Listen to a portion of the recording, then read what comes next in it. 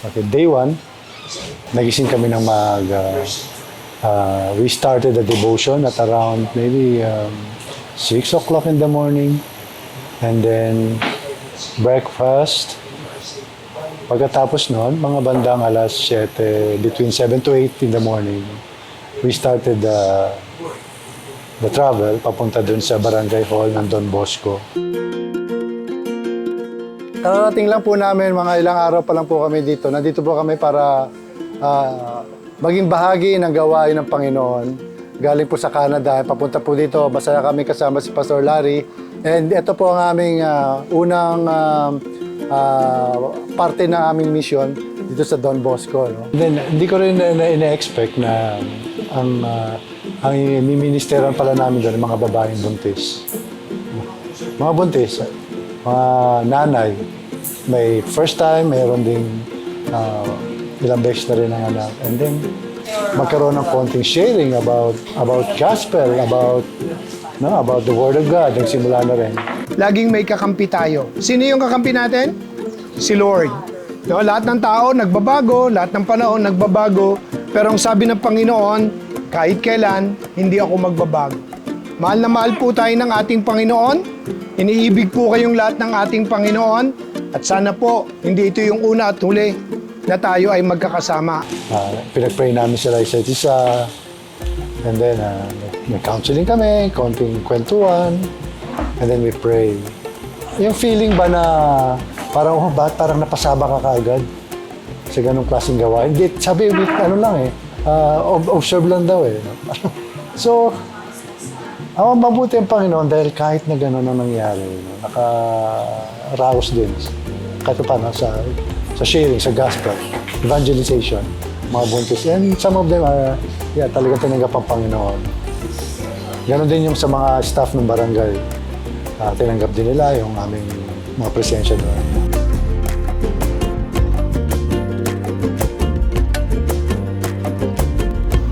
Mission PH, God is delighted! Yay! And after that, impake na. Biyahe na naman ulit, papunta na ng Breakthrough Church. Breakthrough Church, travel kami siguro, let's say, less than an hour din. Medyo matraffic. Mainit. Pagdating namin sa church, ang daming tao, punong-puno yung church. Talagang siksik kami doon. Nagsisiksikan yung mga tao. Pero makikita mo, ganun pa man, masaya yung mga tao. And then later on, na-realize ko na yung mga tao pala na yun is galing sa iba't ibang churches. Mga pastor pala sila sa iba't ibang churches. Mainit sila na nagpupuri sa Panginoon sabay-sabay. Mga experiensadong, well-experienced na mga servant ng Panginoon. Nagaling sa iba't ibang lugar. Malalayo pa yung iba. Yung init ba ng pagsasamahan lahat ng mga lingkod ng Panginoon. Yun ang nagano sa akin na nagbigay ng impact sa akin bilang isang missionary na nandoon. Pero bakit niya ginawa yun? Bakit pa niya kailangan mag-send ng missionaries sa Old Testament, nagsugo siya ng from apostle, disciple, and then iba pang mga lingkod ng Panginoon? Well, I guess is gusto ng Panginoon na maging kabahagi niya tayo sa kanyang gawain. At hindi niyo po ba naisip na it's a great privilege na maging bahagi tayo ng gawain ng Panginoon? Truly po, that was really orchestrated by God because all of the people that were there who accepted the Lord. So can we praise, can we give praise to the Lord? Today we met with the Pastors Squad for Pastors Connect. It's one of the programs in the churches to help strengthen each other through prayer and support and network para sa mga individual ministries that the pastors are doing. So we're here to meet the pastors, help encourage, share a little blessing, and be a part of the community. That's what we're here for today.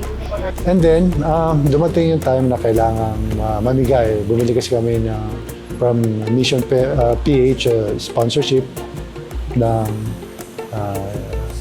food gift. Meron kaming binigay na more than 50 boxes ng mga food. Hindi nila na-expect na may kasabay na envelope. So, nagbigay tayo ng cash, konting donations o konting tulong para sa ating mga pastor. Pero paano naman yung pamasahe nila? So, naisip natin na bigyan sila kahit man ng pamasahe. Di ba? And then, tuwan-tuwa sila. God sent them to us para i-bless po tayo. So, it's our opportunity naman po na i-bless po natin sila through prayers. So, let's pray po. Dakilang Diyos, we want to thank you for your opportunity na binigay mo po sa amin para po magada upang palad po namin ang grupo po ng Missions Philippines, Panginoon. Lord, maraming salamat dahil alam po namin kayo po ang may dahilan kung bakit po ninyo sinama po sila dito sa lugar na ito, Panginoon. Napakasarap ng pagtanggap nila sa amin. Very welcome yung mga tao dito. And napakainit nila sa gawain ng Panginoon. At well, yung pakiramdam, nakasama sila. Tapos kaisa yung spirit ninyo sa paglilingkod sa Diyos. Talagang hindi matatawaran. No? Kulang yung binigay namin, maliit na bagay, pero para sa kanila malaki. Dahil nagkakaisa sila sa serbisyo sa Panginoon. Thank you, Missions PH!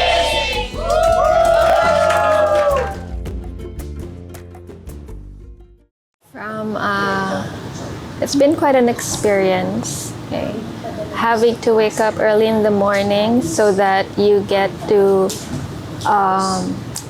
see and para maabutan mo yung mga bata sa kalye. It's a happy day and I thank God for the weather. Kasi umuambong kanina eh. Morning.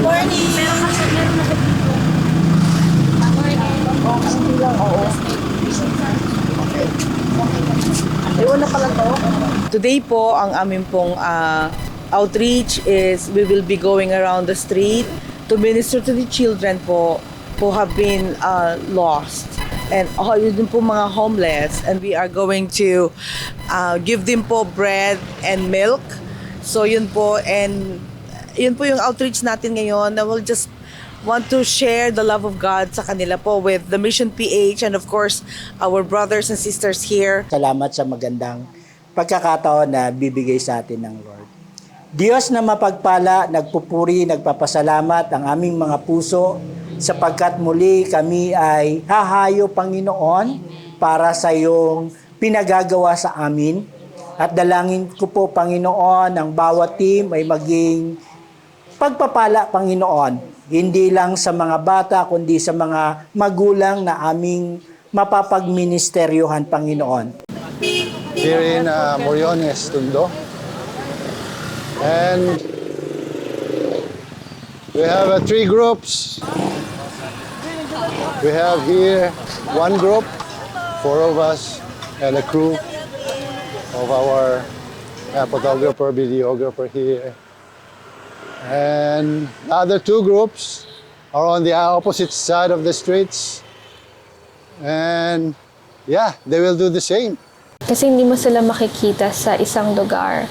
And it was also raining during that day. So yan, ito na nga rin ang isa sa mga uncontrolled, unpredictable na mga challenges namin sa mga gawain ganito sa ministry. Kasi ito bit-bit na namin and everything, pero maulan. Sa panahon ngayon, maulan. Pero maya-maya lang naman, mawawala na rin naman to. So meanwhile, ito, nakasilong kami sa mga plastic na bubong. Ayan, mga tindahan dito sa palibot. It was also a challenge for us to just look for street children that we can give milk and bread to.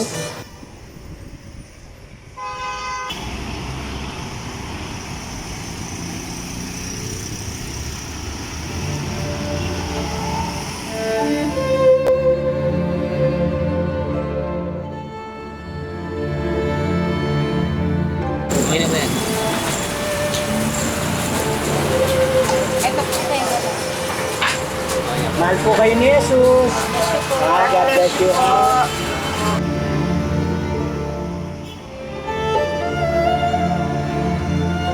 Training yung anak nyo, Mahal po kayo ni Jesus, ha? oo. Mag-iingat. Ingat kayo, ha? Ha?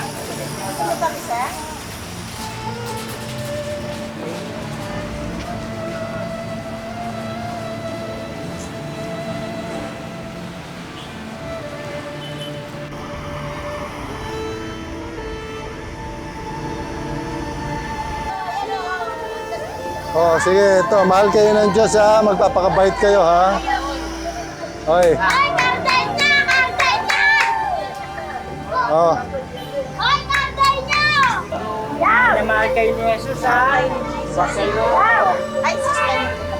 You know, you get to see them really helpless na without covering and it's raining. So, yung mga times na yon na you're just there and the opportunity to just pray for them also, not just giving them a piece of bread and a glass of hot milk, but also to pray for them. And dito you'll see also families na just by the sight of someone caring for them, you see how grateful they are. It is really yung makita namin mga kababayan namin na nandito naninirahan sa street, kami po it is really, it's touching na ganito po pala at may mga needs tayo na dapat gampanan po sa komunidad natin. So ito po yung mga nakita natin dito sa ating bansa na nakakaawa po mga kababayan natin. So sana po hopefully na yung mga ministry ng mga kapatiran, mga churches po mag-continue para tumulong sa ating mga kababayan, especially po yung mga strict children. Opo. So yun pa lang po. Let's continue giving. Yun lang po. Salamat po, Mission.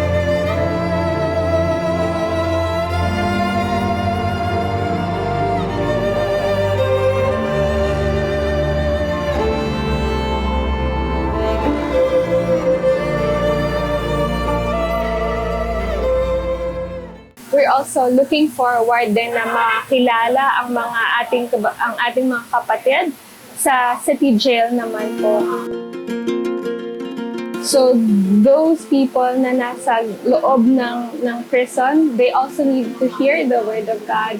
Na it's also said in the word that Jesus is here to also set the captives free. Na we represent also Jesus in our hearts. And tayo po yung mga tagapagbigay din ng magandang balita dito sa mga taong nasa kulungan. So going inside, ayun na, same thing, akala ko talaga sila, nasa rehas, ganyan, tapos kami nasa labas lang. Pagpasok, sabi ko, bakit nasa labas lahat ng tao, lahat ng women? Sabi ko, ba't ganun? Yun na naman, and it's just me sa isip ko. Sabi ko, ganito talaga. So okay. Again, half-half, medyo nawala yung sobrang kaba na siguro matitino ito for them not to be out and about. Nasa labas lang sila. At the same time, marami din namang mga gwardiya talaga sa paligid.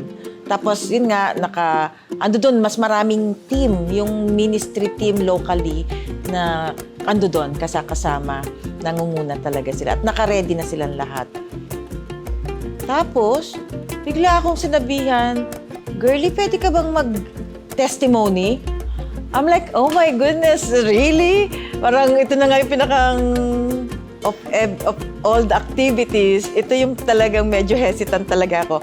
At ako pa ang nag-testimony. But praise God kasi right away, binigyan niya ako ng wisdom. Ano yung mga sasabihin ko? I have the testimony.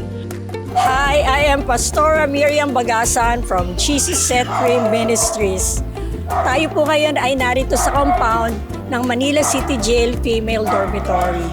And we are so thankful sa outreach po na ginawa ng Mission PH.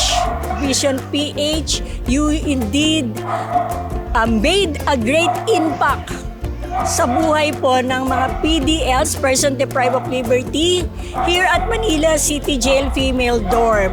Yung presence nyo, it brought joy, it brought encouragement, yung pong mga testimony na inyo pong binigay, really lifted up their spirits.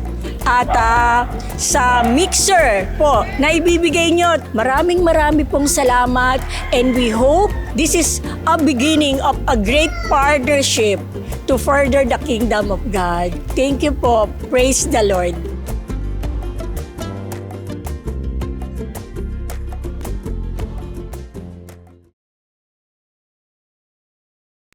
Today is Thursday. It's around 10 o'clock in the morning.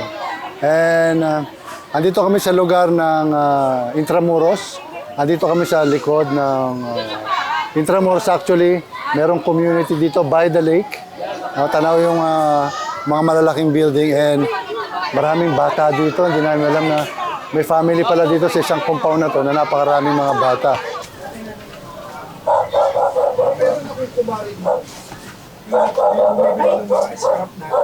Ilan taong ka na dito? Ilan taong na kayo dito? 25. 25 years. Opo. Maliit ka pa noon, ano? Since birth, opo. Oo, nung tayo ay nagpe-feeding dito, di ba? Oo. Tinanggap mo na ba si Jesus sa puso mo? Opo. Oo, yung mahalaga yun, si Lord nasa puso natin. Eh, ano ngayon ang pangarap mo para sa pamilya mo, Len? Sige na, huwag kang maya. Nangangarap ka pa ba? Nangangarap para lang sa mga anak po. Oo, anong pangarap mo para sa anak mo? Hindi, magandang ano lang. Pinabukasan nila, makapag-aral. Ayun Ilan lang. ba anak mo? Dalawa lang. Babae, Dalawa lang, lalaki. Babae at lalaki. 8 at saka 6. Oh, so nag-aaral sila ngayon. Opo. Grade 1 at saka grade 2 po. Kung kaharap mo yung anak mo ngayon, anong sasabihin mo sa kanya? Ay, mag-aaral silang mabuti. Huwag na nila kaming tularan. Siyempre, hindi naman kami nakapag-aral. Since birth, grade 6, hindi na kami nakapag-aral eh. Di ba, sir, lasinggero nga yun si Papa eh. Okay. Ilan ulit kayo dito? 70 po, 80 family. Kasi sa isang... 70 to 80. Marami. Mga 70 yata o more or less yan. Ganyan. Mga 70 families o sumubra pa. Hanggang ito doon. Paikot doon hanggang sa labas.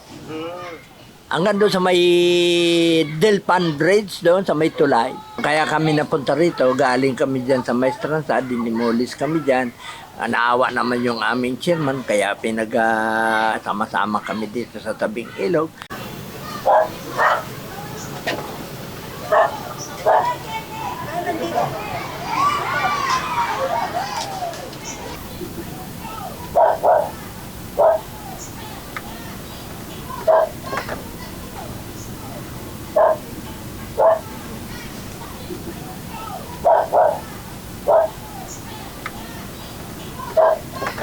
So nandito kami ngayon para mamigay ng pagkain, feeding program la Pastor Larry. And yeah, kita niyo mga bata, kulang pa raw to kasi marami na sa school. We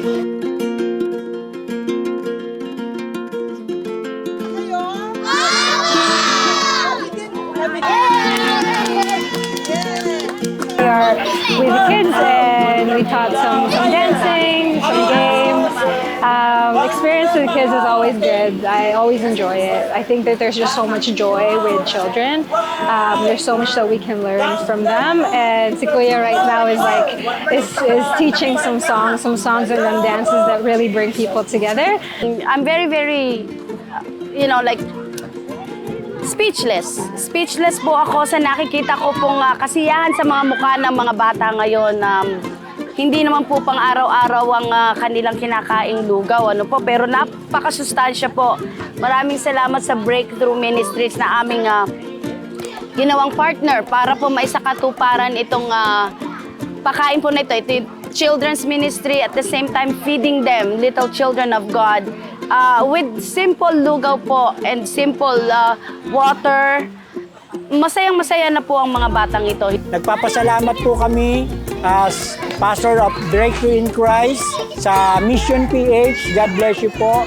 Ang Diyos na ang magbalik sa inyong kabutihan sa mga batang ito. Sa pangunguna ni Pastor Sam Dizon, salamat po at for partnering with us. Marami pong napapasaya, marami pong nagiging masaya dahil sa tulong na ginagawa ninyo. Mission PH, God bless you more. Lagi po kayong ingatan ng Panginoon.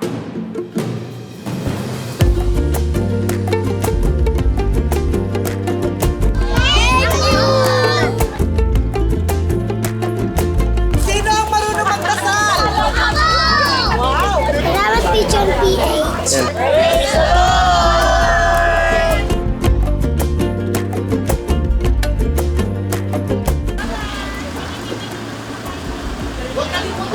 always gravitate towards the children. I love the kids. I find that there's so much light in them, and so much innocence, and so much joy, and I think I gravitate so much towards their joy, and I put that into contrast in their surroundings and how chaotic it is and how impoverished the situation is, and yet the joy that they experience just being with each other and just connecting with each other is just so real and authentic. And when they connect with you, it's just so authentic. EAL, I think it's either EAL or EAP learning program in the church, and I also feel very, very grateful to have observed how the teachers there have just been so consistent, and you can see it with the relationship that they have with the kids. And so like when we were there, like I got to do a little bit of play, and I got to be a little bit of a visiting teacher, but like the connection that was forged by the workers there, by the teachers there, you can see how the kids listened and learned and have built that relationship and connection. And for me to even just like be in tandem with that was just such a gift.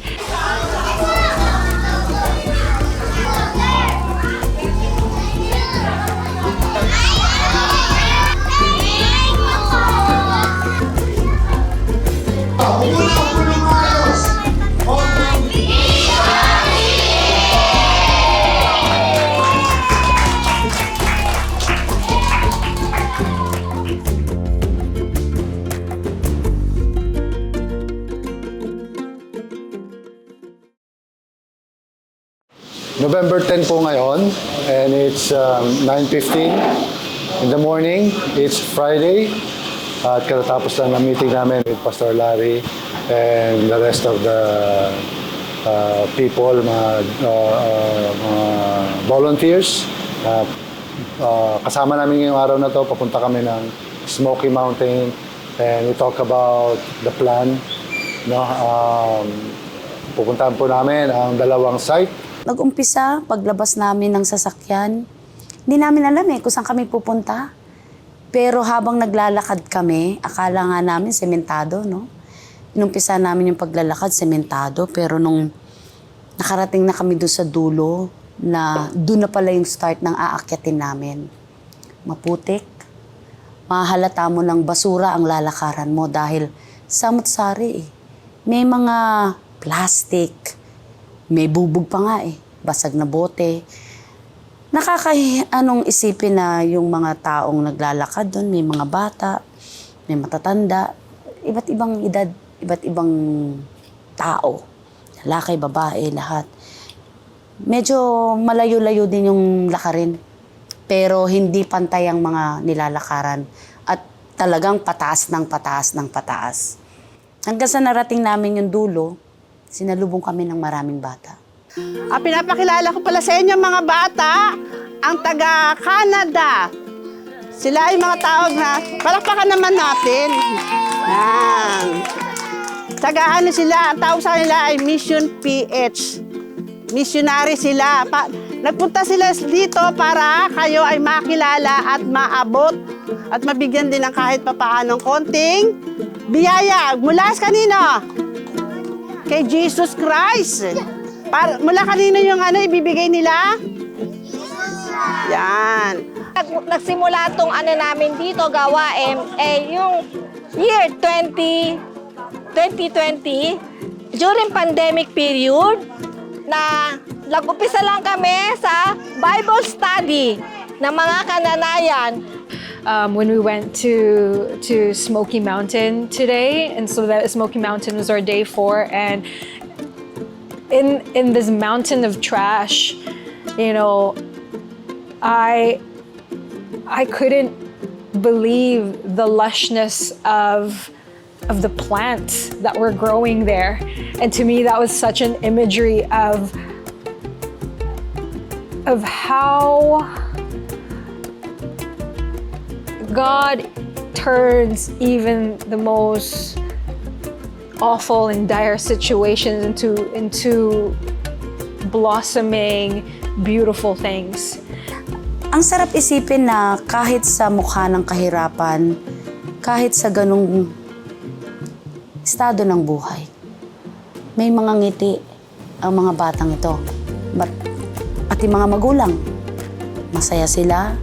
May mga ina na may mga bitbit pang batang maliliit. Kasi siyempre, kahit sila, sasali sila eh. Sasali sila sa pila, sasali sila sa kasiyahan. At ang mga bata, they range from age 2, 3, 4, 5, 6, 7. They're all just children. And you see the works, miracles and the wondrous works of God's in the eyes of the children. Andito kami ngayon sa Smoky Mountain. Sa mga hindi nakakaalam na taga-Canada, sa mga kababayan natin dyan, o kaibigan natin. Ang Smoky Mountain ay dating basurahan. Ang basura na nanggagaling dito, galing sa Metro Manila at dito tinatambak. Malapit ito sa pier, malapit sa dagat. At naalala ko nung bata pa ako, itong lugar na to, talagang umuusok na basura. Kaya tinawag na Smoky Mountain. Mountain of Garbages. Pero andito kami ngayon, ang lugar na to is masasabi mo pa rin na magulo dahil yung ilalim natin, ninapakan natin dito is hindi talaga original na lupa, kundi ito yung mga basura na natunaw. Ang sitwasyon dito napakahirap. Ang mga bata, nagkalat. Walang tubig kasi nga basura, hindi ka makapaghukay ng tubig sa lupa. So ang tubig nila, iniigib pa nila sa baba or parang binobomba na galing sa supply sa ibaba. Ang buhay ng tao dito, ganyan, ang bahay nila, barong-barong, basura. Pero kahit pa paano, may makikita kang mga puno, halaman, at may konting kabuhayan. Sila dito nag-aalaga ng manok. Chopaw! Chopaw! Suman! Suman! Suman! Out! Tingin pa lang. Ay, yung mga Tapos, yung paglabas namin talagang you can smell it. You can smell, maamoy mo talaga yung mga basura. Even though na pinatag na siya, naamoy mo pa rin. And I'm like, whoa, there's no words for it, really. Tapos pumakit kami dito where there's housings, and people are living in these small quarters that's on top of the garbage mountain, and so it's incomprehensible for me, and to see all the kids that we worked with in here and danced with and played games with, to be living in a condition like this. It's heartbreaking. So malungkot pero wala tayong magawa kundi kahit paano makatulong lang. So salamat sa mga tulong ng ating mga kaibigan dyan sa Canada. Kahit paano nakapagbigay tayo ng konting kasiyahan sa mga bata and tulong dito sa small church. May small church dito sa Pastor Larry. Magsipagsisi kayo kasi malapit.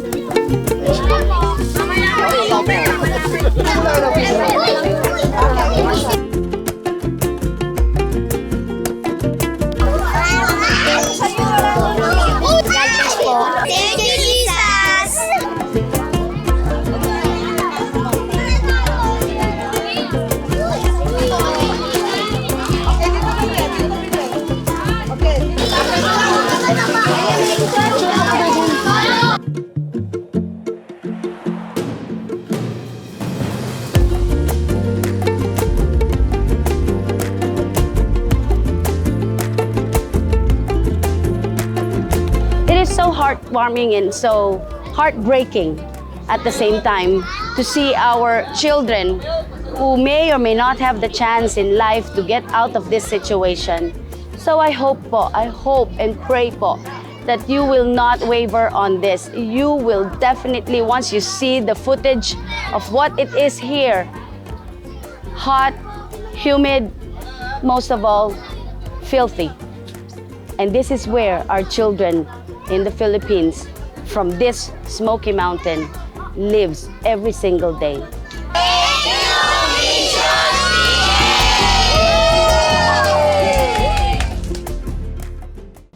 we came down, we went to a different path and different route to go down.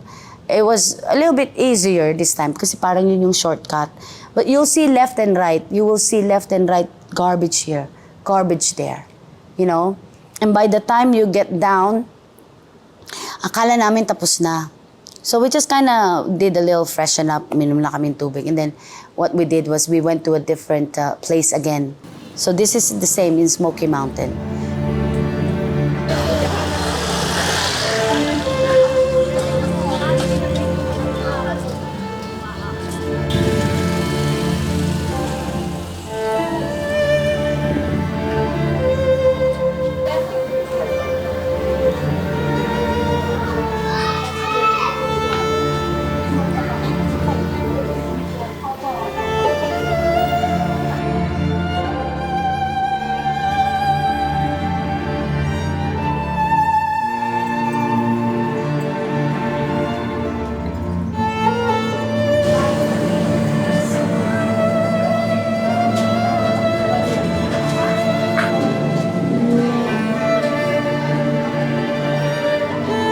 And there, may isang set pa ng mga bata kami, another group of children. Number 5 natin. Maingay o quiet? Quiet! Ito. Genesis tayo. So nandito kami ngayon at ipapakilala ko sa iyo ulit si Gemma, si Sister Gemma, na siya yung isa sa mga very masigasig na namamahala sa gawain dito. So Sister Gemma, can you tell us yung paano nag-umpisa to? Saan nagmula, ganyan, at paano nabuo yung grupo na to? Okay, so nagmula po ito sa ni Pastor Larry, siya po ang pinaka-main na neto na para magkaroon ng gawain dito.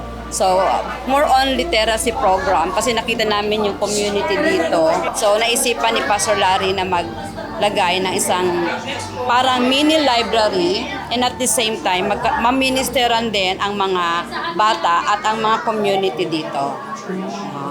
Programa naglalaro siya from 2 hours to 3 hours. Depende kung nag-i-enjoy yung mga bata sa palaro pa. So, the most is 3 hours.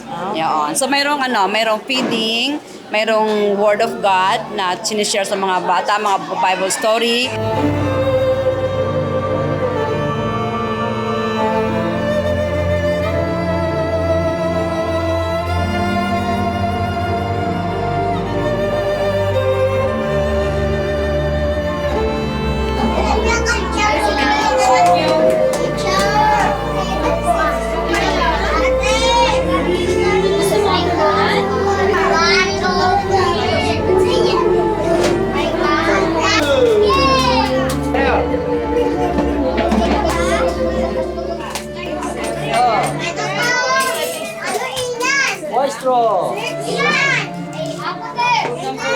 So, hindi na rin po kami magtatagal. Ito, ang sasaya ng mga kabataan. Tapos, patuloy po nating magbigay ng suporta. Una po, prayer nga para sa kalakasan din, sa continuity ng gawaing ito, at mga physical, financial na mga suporta din po. Salamat po. God bless you all.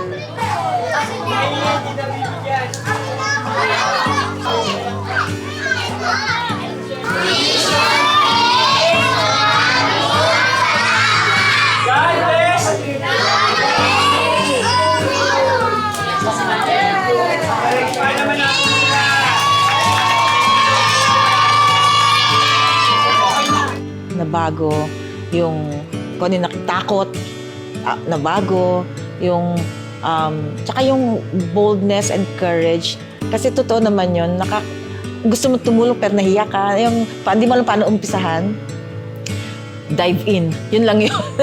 The connection and the joy and the gratitude that I have towards the teachers, the kids, the community that are lifting each other up in the midst of all the poverty. Magandang experience para sa amin. Kumpara Kung ikukumpara mo yung buhay natin sa Canada at sa buhay ng mga tao na narito, ang laki ng diferensya. Napaka-blessed ng mga tao sa Canada na hindi naka-experience ng ganito. Napaka-blessed ng mga anak natin, mga apo natin sa Canada. Kung makikita niyo yung mga bata dito, nako, kaperasong candy lang masaya na. I would say that I'm really grateful to be part of this missions team, Missions PH. And it wouldn't be possible if not for God. There is a God. There's the love of God that will conquer all the hardships, all the pain, all the suffering. It's incomparably overwhelming to know that we do have a God. So mula po sa aming mga puso, dito po sa aming simbahan, ang God's Flock Christian Fellowship, ang Breakthrough in Christ Ministries, maraming salamat po. Also, thank you for Ignite YYC Ministry. Thank you so much. Again, I pray that you guys there in Canada, our kababayan, I pray that you will continue to pray for us here in the Philippines. I pray that you will continue to remember the 250,000 street children all over the Philippines, 30,000 homeless families in Manila, and also the 1,200 inmates, ladies, no, sa Manila City Jail Women's Department. Please pray for us, please pray for them, and also the poorest family that lives along the river, on the sides of the river, sa Intramuros, and also the families living on top of the garbage called Smoky Mountain families. So thank you very much. May the Lord bless you. You know, don't say that you can only give a small thing or a small amount, but your small amount can reach further, can reach more people, can reach more souls for the glory of God. Don't feel small because you're giving what's small. Remember, the little boy, he gave only 2 fishes and 5 loaves, and the Lord used those gifts to feed thousands of people. So guys, thank you so much. Pastor Eric Sam and Pastora Lovella, thank you. May the Lord bless you. Again, Missions Philippines, mabuhay! You give life, you are love, you bring light to the darkness, you give hope.